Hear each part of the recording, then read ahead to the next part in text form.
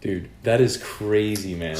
That's how it is, man. Having a dog though is really it's a child. Yeah. It's literally a child. These days, I don't know, man. I'm not. I know you're on the fence about dogs, right? Yeah. I'm a little partial to dogs, but I mean, I love. Don't tell chicks that, bro. Chicks don't like that. No. Bro, I was swiping on Tinder. It's like, dog mom. I was like, oh, okay. I don't want to be a dog dad, but if I have to, it's crazy. Did your family have pets? So we had like parakeets and at one point we were living with this other family that had a chinchilla and Chinchilla, that sounds familiar. Is it a type of lizard or something? What is a chinchilla? I'm trying to remember. Oh, you said the name, but you don't remember what animal. I'm trying to like visualize it. It's not coming to me, but like, yeah. I feel like everyone has heard of a chinchilla, but nobody knows what a chinchilla is. Oh my gosh, let's pop a chinchilla right here. Chinchilla. Oh, it's some type of like rat. Yeah, it's not a rat, but like a rodent. Like, rodent. Yeah. So they had a chinchilla. Okay. What else was there? We had hamsters. You know, the little things, shit like that. But like, we didn't have any dogs or any cats. Okay. But you know what? I had friends that had dogs that had cats. So I learned to love my friends' animals because there you go. I don't have to pick up their shit. That's right. So I don't know. Oh what about you? You? Obviously, you know, your parents got a dog. Yeah. Dude, we've had quite a few animals. Yeah. So, yeah, we've had, since I was a kid, we've had 4 dogs. Ooh. And then my mom has a dog, not all at once, but like, you know, over time. Mm-hmm. We've had 4 dogs.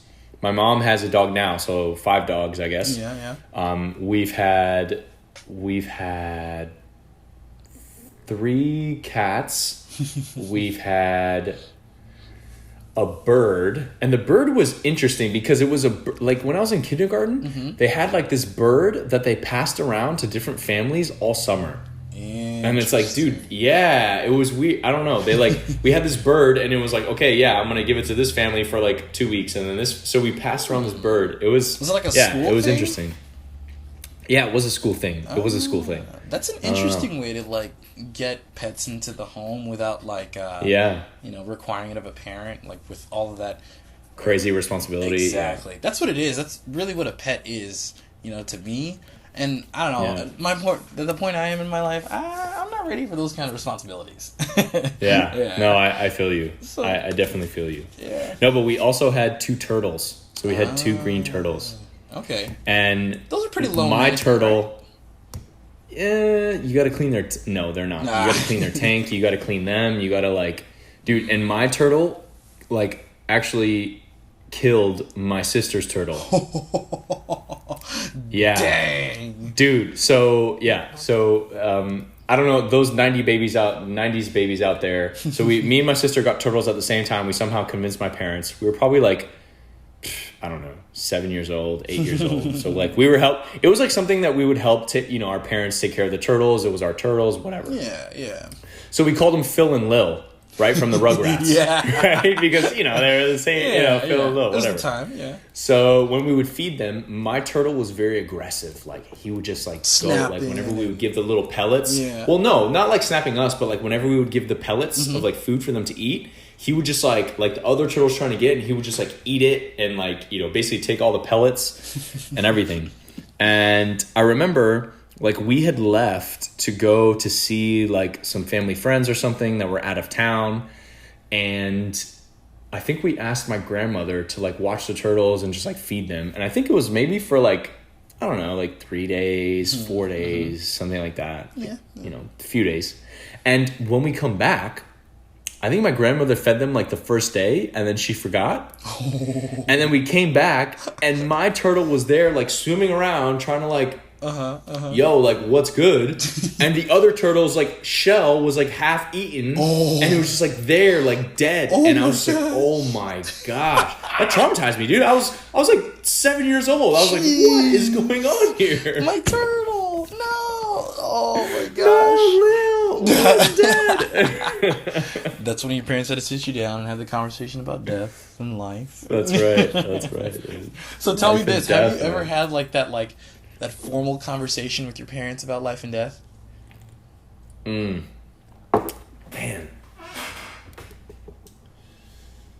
I don't know if we've ever like we've had conversations about it. Yeah. But I don't remember the conversation where it was introduced. I feel like I've always known about it. Okay. And, my mom is kind of religious and my dad is like kind of religious, not really. They like believe in God, but they don't, go to church or anything like that. They just say it once in a while. Yeah. And they're like, yeah, what God has in store for me, etc. And yeah, they were just, no, we've talked about it, but it was never like, hey, like things die. This is what I guess I've always just, it's never like, they never explained that to me. So I'm assuming that based on the question, they had that, your parents had that with you. No, they didn't. No. Oh, yeah. Okay. So we, same scenario, but like. Is that something that you would have with your kids? I would. Like, do you think you would actually talk to them, like, about life and maybe we have, we just don't remember, right? Maybe, I don't know. Maybe because it could have been exposed to us at a pretty young age, but I don't know. I feel like I just came to that realization based off of like kind of like you said, I'm a church boy, through and through back in the day, every weekend religiously, of course, and I they kind of talk about Jesus and God dying and so that was kind of always a factor.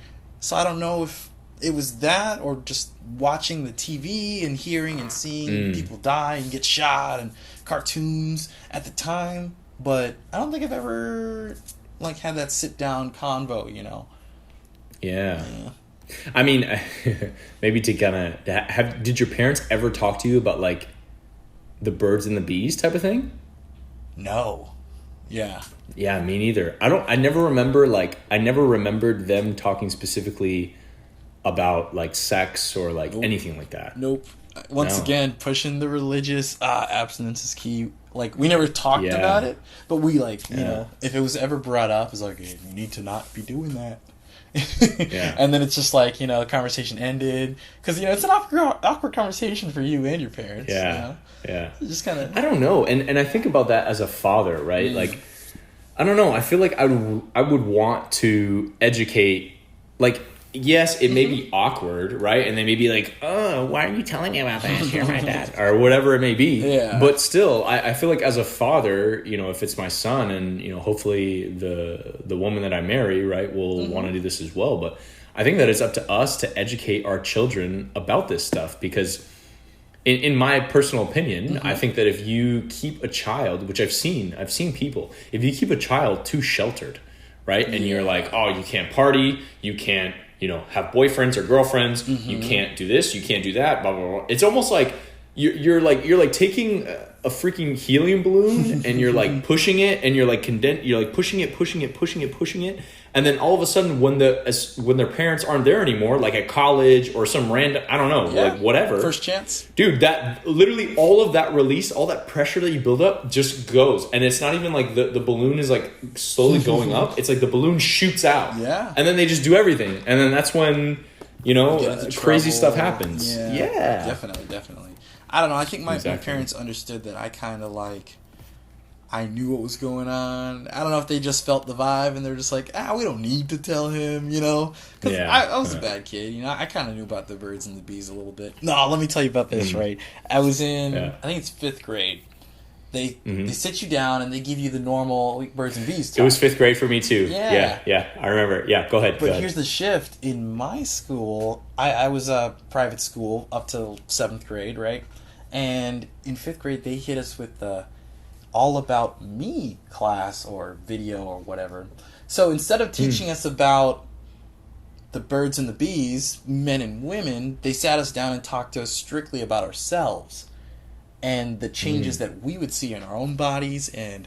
Like puberty kind of. Yeah. It was more of a training on puberty. And, it was like, hey, okay, so this might happen. You might wake up like this one day, and this is why. Yeah. They didn't dive into the well, that thing is there for you to reproduce, son, and this is how you do it. They didn't get into that at all, but this is how you do it. This is how you have sex. Exactly. I don't know. I don't know what's all that, but I don't know. This is how you do it. But at my Christian school, you know, they gave us, it's all about me. And my mom had to sign a little waiver and everything, stating that it was okay for them to show it to me, and like I was like, okay. And the rest I kind of learned on the internet, you know? Yeah. What was yours? I don't know, dude. The internet is a bad source, I feel like, to learn about that shit, you know? Like, you think of like porn addiction, right? Like porn addiction is a real thing. It is. Like I personally don't suffer from it. I don't think you suffer from it either. But do you? So once upon a time, you know, once upon a time back in the day. Yeah. When you first learned about it, you're just like, whoa. Yeah, that's true.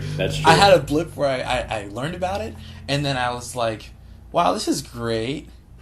What do people do with this? Because I didn't know. What anything was. Man. So I was. That's when you're figuring out your body, right? Oh yeah. I'm watching, and I'm just like, this is great. I like it. I'm like stimulated, but like I just sitting here with my hands on the computer, and I was like, I guess I'll watch it because I feel bad. Like I probably shouldn't be watching it. Yeah. This is the bad aspect. No, but that stuff is like a real thing though, man. And like that's why where I'm getting at is that like learning about sex on the internet, in which I think a lot of people would agree with this, and you know maybe I'm wrong, right? But it's not real. Like sex on the internet is not real sex. Yeah. Right? Like it's not like that's not how sex normally happens. No. Right? No. You can obviously create sex to be that way. Yeah. But you know, I don't know. I think it's more about the connection. So like in my opinion, so you know, the best sex I've ever had is when you feel like connected to the person. It's not all these crazy positions. It's not all of this, I flipped her around 3 times and she did a double backflip and like, you know, it's not all that, right? Yeah. Like, you can make that happen. But it's like, the best is when it's like, okay, you're in it, I'm in it, like, you know, like you feel connected. And that connection, it's hard to describe, but you know what I'm talking about. I know exactly what you're talking about. Yeah, I had some of that. And that's what you look for. That was crazy. Yeah. But like, I don't know. I feel like there's different sides of everything, you know. So you could approach sex in the meaningful, like, wow, yeah, like this is the passionate love making, you know. And then there's also like, I don't know. I've been playing the field for a little bit these days. I've been a little single, and you know, you don't build that emotional connection right off the bat with every girl you meet. And sometimes there's just the need to get it out there, you know? I get you. And that is sufficient. And then sometimes there's the need to wow and amaze with all the fancy, you know? And, you know, you have fun doing it. It's less so of like a passionate, like, love-making, but more so like a, you know, we're here, we're trying new things, and we're having fun together, you know? Yeah, for sure. Oh, for sure. So there's spectrums, you know. I don't know if no doubt one is better than the other or anything, but you know, there's spectrums to it. Yeah, and I think what's interesting about this topic is that it comes down to experience. Like, and I think that you know, you talk about women, right? And women get a lot of shit for having sex, you know, with a lot of men, which you know, I don't know, and you know we could go down this rabbit hole, but we won't get too much into it, at least on this version. But you know, I don't want a woman that slept with everyone, right? But I want a woman that has a little bit of experience. Like because if I'm with a woman, and you know she's too inexperienced to know like what bad sex is and what good sex is, then I think we'll never together achieve great sex.